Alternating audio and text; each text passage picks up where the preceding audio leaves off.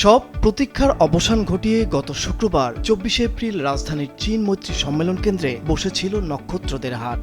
দেশের সংস্কৃতি অঙ্গনের অন্যতম বর্ণাঢ্য আসর ২৭তম মেরিল প্রথম আলো পুরস্কার ২০২৫কে ঘিরে এদিন উৎসবের আমেজ যেন ছড়িয়ে পড়ে। বিকেলে সোনাঝরা আলো গড়াতেই লাল গালিচায় পদধূলি পড়তে শুরু করে তারকারাজির। নজরকাড়া পোশাক আর রাজকীয় সাজে শিল্পীদের উপস্থিতি অনুষ্ঠান স্থলে তৈরি করে অনন্য অভিজাত্যের আবহ। রেড কার্পেটে বাহারি ঢঙ্গে একে একে যখন প্রিয় মুখগুলো হাজির হচ্ছিলেন, তখন মনে হচ্ছিল যেন আকাশ থেকে নক্ষত্ররা দল বেঁধে নেমে এসেছে একই মঞ্চে। সুর, ছন্দ আর অভিনয়ের জাদুকরদের এই মিলন মেলা দেশের বিনোদন জগতের শ্রেষ্ঠত্বকে যেন আরো একবার নতুন করে ফুটিয়ে তুলল। প্রত্যেকবার আসলে আমরা সব আর্টিস্টরা আমি বলবো যে ওয়েট করি বেলির প্রথম আলোটা কবে হবে, কারণ এত সুন্দর একটা আয়োজন, এত সুন্দর একটা মিলন মেলা। সো এইবারও অনেক ভালো লাগছে, এবারের অ্যারেঞ্জমেন্ট আরও অনেক ভালো। ওকে তো ছাড়া কোথাও আমি যাই না, কিন্তু একটু যেহেতু এখানে একটু গোছানো ক্রাউড থাকে, এখানে আনার জন্য একটু সাহসটা পাই। এর জন্য ও যখন অনেক ছোট ছিল তখনও কিন্তু আমি নিয়ে এসেছিলাম।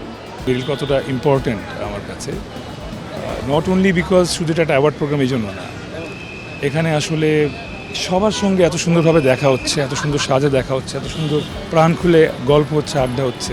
আমার সবসময় ভালো লাগে, গতবার এসেছি এটা তো অনেক বছর ধরে চলছে, আমি আসার চেষ্টা করি। আমার ছবি উৎসবকে এখানে মনোনীত করেছে, সেটার জন্য তাদেরকে ধন্যবাদ।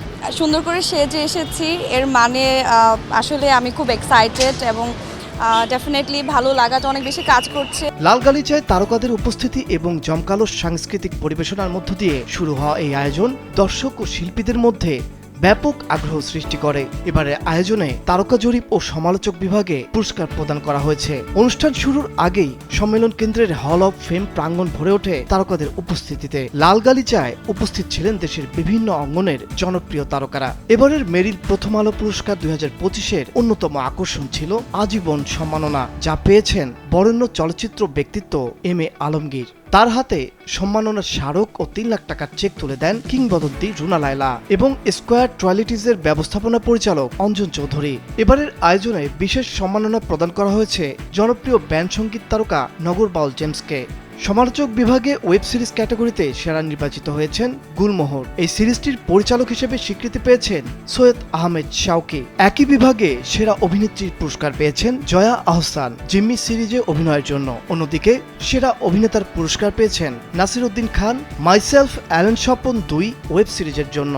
পূর্ণদৈর্ঘ্য কাহিনীচিত্র বিভাগে সেরা অভিনেত্রীর পুরস্কার পেয়েছেন মেহজাবিন চৌধুরী। একই বিভাগে সেরা অভিনেতার পুরস্কার যৌথভাবে পেয়েছেন মাহফুজ মুন্না এবং শান্ত চন্দ্র সূত্রধর।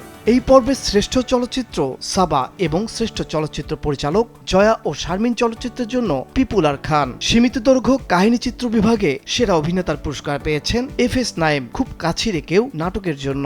সেরা চিত্রনাট্যকার হিসেবে স্বীকৃতি পেয়েছেন সিদ্দিক আহমেদ তোমাদের গল্প নাটকের জন্য। একই বিভাগে সেরা পরিচালকের পুরস্কার পেয়েছেন মোহাম্মদ মোস্তফা কামাল রাজ। সেরা অভিনেত্রীর পুরস্কার পেয়েছেন তানজিম সায়ারা তটিনী, যিনি ভালো থেকো নাটকে অভিনয়ের জন্য নির্বাচিত হয়েছেন। তারকা জরিপ সীমিত দৈর্ঘ্য কাহিনীচিত্র বিভাগে সেরা অভিনেতা হয়েছেন ফারহান আহমেদ জোভান, এটা আমাদেরই গল্প ধারাবাহিকের জন্য। একই বিভাগে সেরা অভিনেত্রীর পুরস্কার পেয়েছেন কেয়া পায়েল। চলচ্চিত্র বিভাগে সেরা অভিনেত্রীর স্বীকৃতি পেয়েছেন তমা মির্জা দাগি চলচ্চিত্রে অভিনয়ের জন্য। একই বিভাগে সেরা অভিনেতার স্বীকৃতি পেয়েছেন আফরান নিশো দাগি চলচ্চিত্রে অভিনয়ের জন্য। সেরা গায়কের পুরস্কার জিতেছেন ইমরান মাহমুদুল এবং শ্রেষ্ঠ গায়িকার জন্য পুরস্কার পেয়েছেন জেফার রহমান। শ্রেষ্ঠ নবীন অভিনয় শিল্পীর জন্য পুরস্কার জিতেছেন শাম্মী ইসলাম নীলা। অনুষ্ঠানের সাংস্কৃতিক পরিবেশনার অংশ হিসেবে গান, নৃত্য ও বিশেষ পরিবেশনা রাখা হয়েছিল। দেশের জনপ্রিয় শিল্পীরা এতে অংশ নিয়েছেন, যা পুরো আয়োজনকে আরো আকর্ষণীয় করে তুলেছে। প্রতিটি পুরস্কার ঘোষণার সঙ্গে সঙ্গে দর্শকদের আগ্রহ বাড়তে থাকে এবং বিজয়ীদের মঞ্চে উঠে পুরস্কার গ্রহণ অনুষ্ঠানকে প্রাণবন্ত করে তোলে। ১৯৯৮ সালে মেরিল প্রথম আলো পুরস্কার প্রদানের মধ্য দিয়ে দেশের বিনোদন অঙ্গনে এক নতুন অধ্যায়ের সূচনা হয়, যা সময়ের সাথে হয়ে ওঠে শিল্পীদের স্বীকৃতি ও সম্মানের অন্যতম মর্যাদাপূর্ণ মঞ্চ। সময়ের সঙ্গে সঙ্গে এই আয়োজনের পরিধি বৃদ্ধি পেয়েছে এবং এতে যুক্ত হয়েছে নতুন মাধ্যম ও প্ল্যাটফর্ম, বিশেষ করে ওয়েব সিরিজ, ওটিটি প্ল্যাটফর্ম এবং ডিজিটাল কন্টেন্টকেও যুক্ত করার ফলে নতুন প্রজন্মের শিল্পী ও নির্মাতাদের জন্য এটি আরও গুরুত্বপূর্ণ হয়ে উঠেছে। তানভীর আহমেদ, মাছরাঙা টেলিভিশন।